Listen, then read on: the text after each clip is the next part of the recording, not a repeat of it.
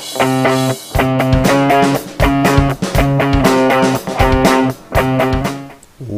going on, guys? James Ninja here. Today I'm bringing you guys a breakdown of Borderlands 2, the live stream feed that was running at PAX over the weekend. I believe it was on Sunday.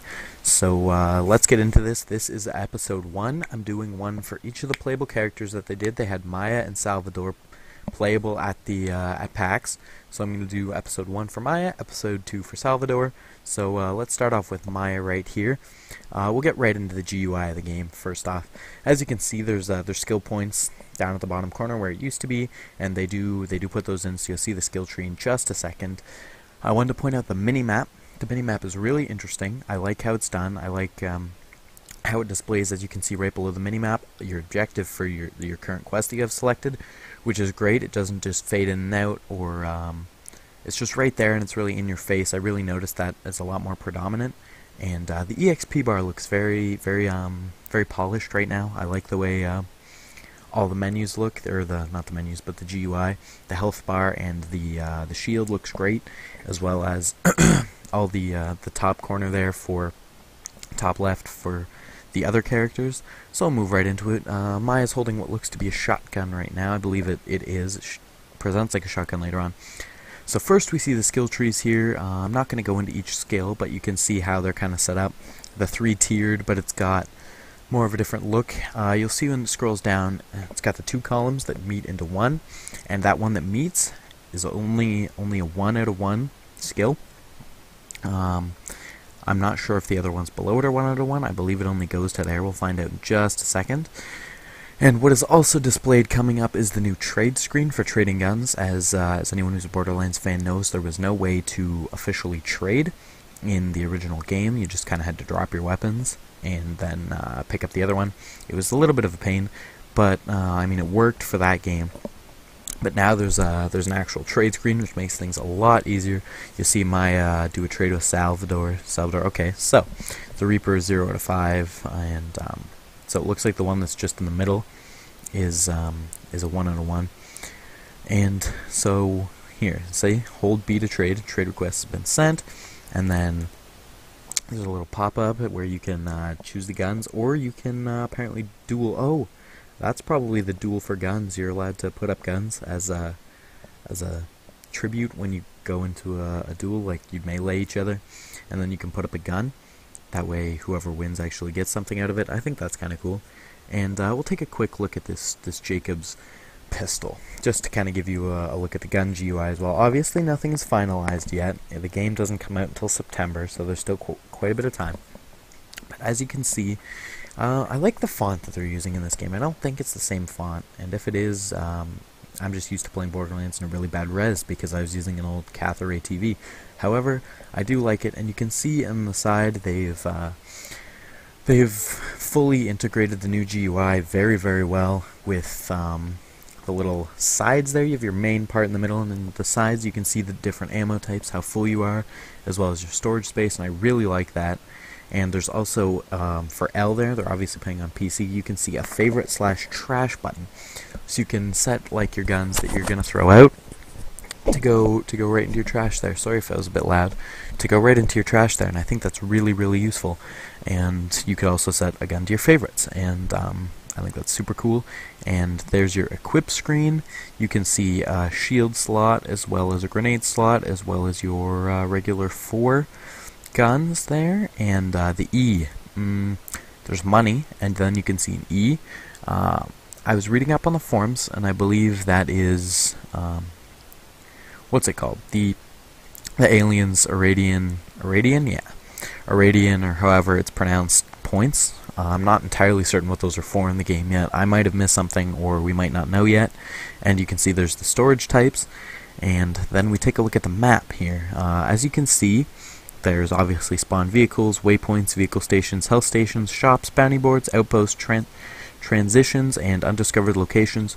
Basically the same as regular Borderlands. The map looks very similar, except it's just got the new UI. And then we have a mission log, which is also fairly similar in the design, just integrated into the new UI again.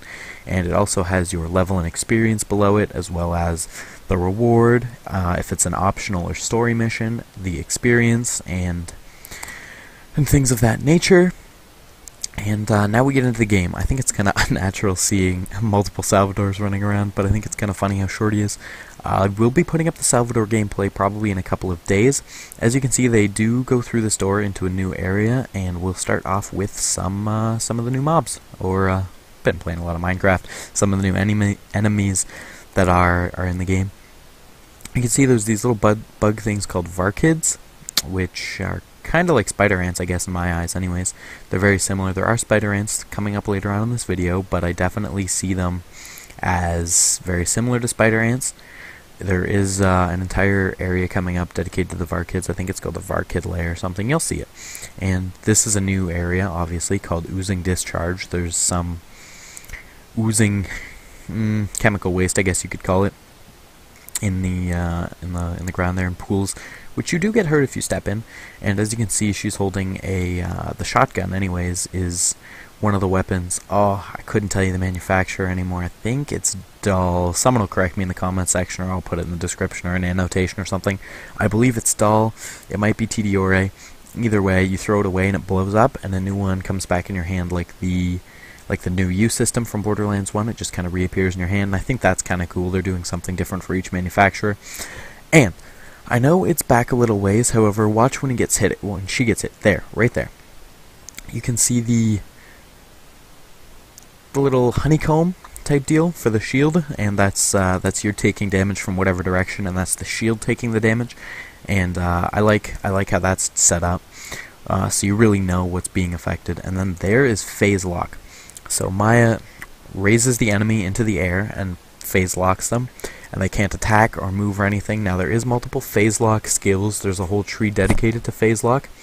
Just as in the original Borderlands, each character had something dedicated to them in their skill trees, and Maya's phase lock can do damage over time. It can smash the enemy into the ground. It has multiple uses that I've been reading and hearing about Gearbox talk about.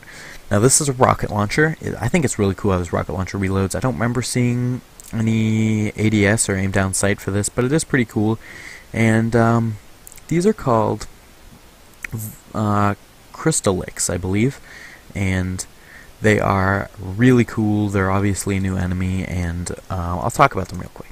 What I've noticed from the gameplay, if you continue watching and you see more of the Crystallix, when you shoot them in the little crystallized leg kneecap defense armor there, eventually it'll break away and it exposes the critical hit zone. So that's where the critical hit is on the Crystallix or Crystallites or whatever they're called. I can't read it very well here. However, you can expose their weak point by shooting at their legs there, and I think that's kind of cool. And as you can see there at the bottom corner, I think it's really cool.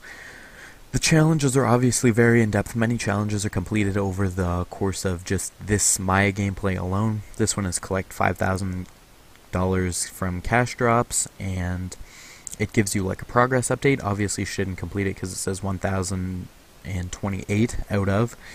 So I think it's kind of cool. You get these updates on your challenges as you go, which is very useful before you had to check and see where you were on each challenge. And you'll see it just kind of pops up. It's very nice and tidy right in that corner where your challenges go. And I think that's really good. So we'll continue on with the gameplay here. As you can see, there's some more Crystallix there. There's a grenade thrown. I didn't see any specialty about the grenade, so I don't think there was a grenade mod on it.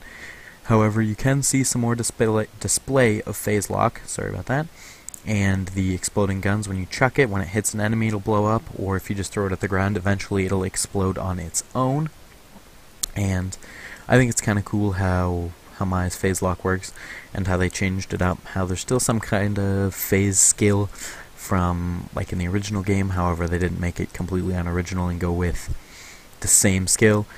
Just as Axton's turret is a lot more customizable than Roland's in the first game, and I think that's really, really cool. I'm glad they're changing it up. I think it was a great move by Gearbox, and as you can see, the ooze gets ya. And here's another one of those, I gotta read it, I can't, Crystallix, I'm not certain. As you can see, obviously with the reload animation, the game is not quite complete yet. Obviously, they're still doing the final touches like that, but as you can see, it's completely playable right now, which is really great to see out of Gearbox already. Obviously, I'm not saying we're going to get an earlier release or something, but I mean, it's only April, and there's still 4 or 5 months left until the game comes out, which gives them lots of time to finish it and polish it and make it look really, really beautiful. And I cannot wait to see what they do with it. As you can see in the bottom corner, little notification that says challenge complete, reward 10 badass points.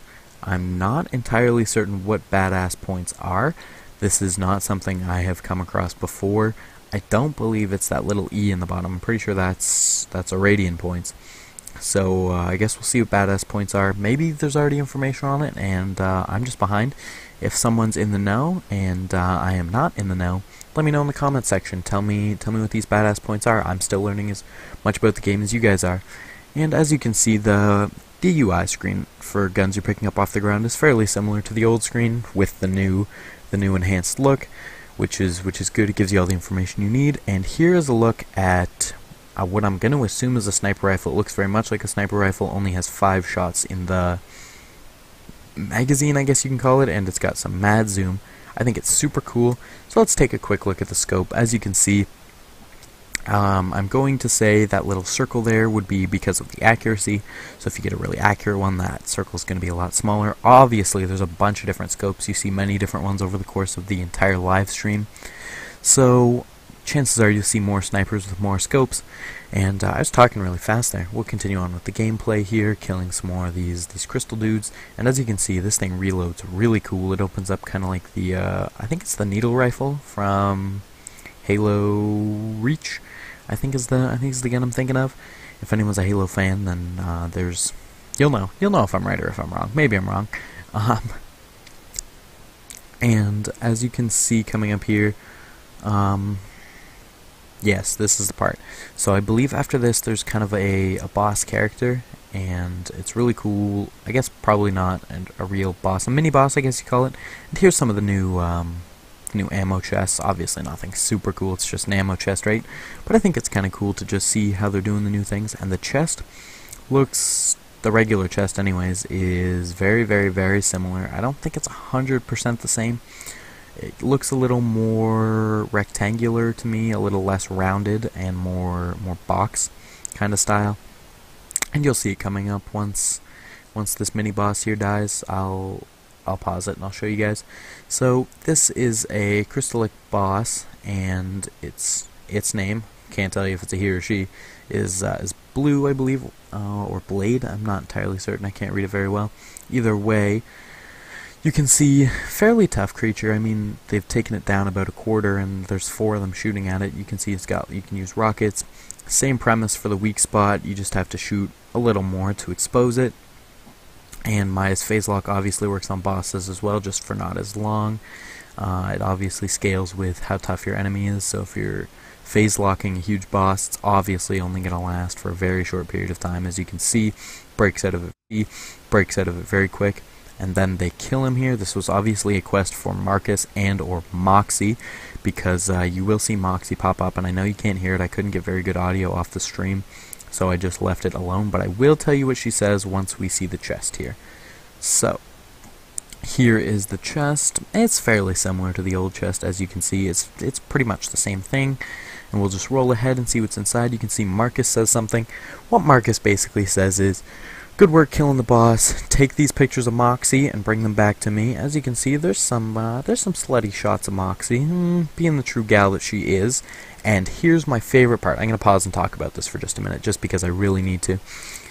So, what we're seeing here is Moxie tells you, like, hey, bring these pictures to me instead of Marcus, and I'll give you a reward. So what we're faced with in Borderlands 2 is now some serious, not serious, obviously this isn't very serious, but we're faced with plot choices. who do you want to work with? Do you want to bring the pictures to Marcus or Moxie? I think it's a really good thing that they're doing. Now you kind of have options, and it's going to be, what I'm hoping for is more story driven, depending on what you choose, who you kind of align yourself with. If Marcus is going to like you less now because you took the pictures back to Moxie instead, and you lose out on some Marcus quests, but you gain some Moxie quests. And I think it's really cool to see what they do for that. Sorry, the little stream part pops up there. It does occasionally. And as you can see, that's kind of the equivalent to the white chest. Nothing really special in there. It's alright, I guess. And I think I'm going to be uploading this in 2 episodes. I'm going to start episode 2. So, welcome to episode 2 of the Borderlands 2 stream breakdown of Maya. And as you can see, we're just leaving where we left off at episode 1, which is we've killed the boss, and now we're either taking the pictures to Marcus or Moxie, and I'm about to sneeze, so I'm going to be right back. Alright, sorry about that. I guess that was only a second pause for you guys. However, as you can see, the sniper rifle has a very little reticle, and a small dot in the center for where you're going to hip fire. However, obviously not going to be quite as accurate. Now this, I think, is a shotgun or possibly an assault rifle. It's a Jacob's weapon, but it shoots 2 of whatever type of bullets, ammunition it uses at once. If you watch it, it goes from 26 to 24 to 22 to 20 to 18 and so on down the line of 2s, which I think is kind of interesting. Kind of like Sledge's shotgun, but it's an instant shot instead of a ju-ju. And as you can see, these are some more new enemies. They're called Threshers. You can see those ones are just little tadpoles, kind of like the young spider ants. And then there's some wormhole Threshers, which dig through the ground. I think they're kind of cool. These were seen in the Doomsday trailer with the Mad Wubs, and it is an interesting enemy. We're finally seeing a little bit more of them than we saw in the trailer. It just made a very quick appearance out of the water. I was wondering if it was a boss. The one in the water from the trailer might still be a boss, however, this one is most definitely, these ones are not. They're just little Threshers. I hope I'm saying that right. Threshers, we'll see. And you'll see coming up the shield goes down, and then you'll see the damage indicator does change from the shield one, which I do like. It really lets you know you're taking damage either from you're taking damage to your shield or to your health. And another cool thing is when the shield breaks, if you watch for it, it does kind of a shattering animation, like glass shattering, which is alright. I feel like it's a little bit overdone right now. If you watch it for it, I feel like it's a little bit overdone. Yeah, there it goes. I feel like that bright flash is taking away from your game experience a little bit. That leaves you almost blinded. Not actually blinded, but kind of temporarily blind to what's going on around you, even if it's just for a split second. That split second can mean being hit by a boss or something like that. I think it could be toned down a little bit. However, it's not a big deal.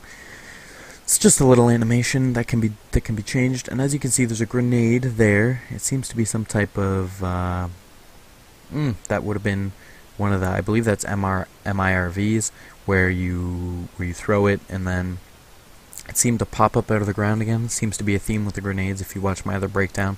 And then it shot a bunch of other grenades out and they all blew up. So here's the Varkid warehouse. So I was right, they're Varkids. And we'll see a little bit more of them now as they come out of these almost rack hive-like structures or growths on these pillars.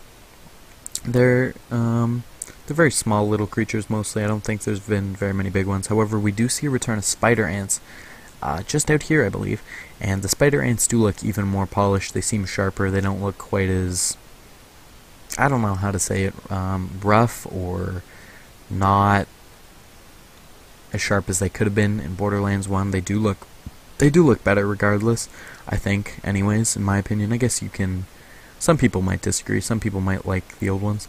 And another area is discovered there, abandoned mine site. So there's plenty of different areas to explore in Pandora. I mean, this is just not even a 15-minute full, the gameplay isn't even 15 minutes. Obviously it is longer with these pauses. Sorry about that. But at 15 minutes of gameplay, you've discovered 3 different areas. well, there's plenty of different areas to explore in Pandora. I mean, this is just not even a 15-minute full. The gameplay isn't even 15 minutes. Obviously, it is longer with these pauses.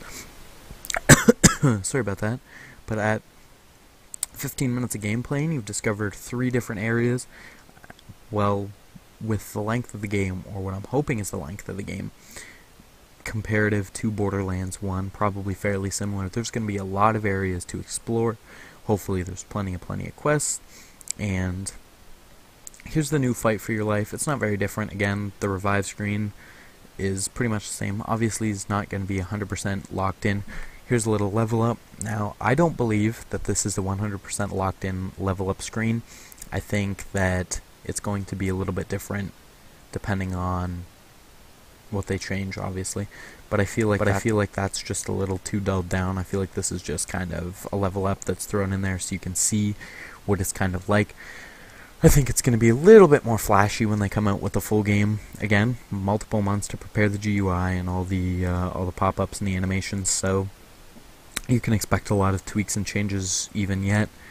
And the next thing is... No, you know what? It's pretty much winding down, I can be honest. Let's see here. Yeah, so this is the end of the video, guys. This is episode 2 of Maya, and you can expect the Salvador the Gunzerker coming up in probably 3 or 4 days, depending on the time I get to work on it. I want to thank you guys for watching. If there's something I've messed up, it's entirely possible. We're all human here, right? Leave me a comment. Tell me what I made a mistake on. I'll put an annotation in, and I'll definitely say thanks for telling me what's really going on. And if you like the breakdown, give the video a like. I know I did some ums, some oohs there, but it's 1 a.m., and I think it was a pretty good breakdown. So thank you guys so much for watching. You guys have been great viewers. If you're new to my channel, please give me a subscribe. You'll see plenty of Borderlands stuff as more news is released, as they do more videos. And I will talk to you guys in the next episode. Peace.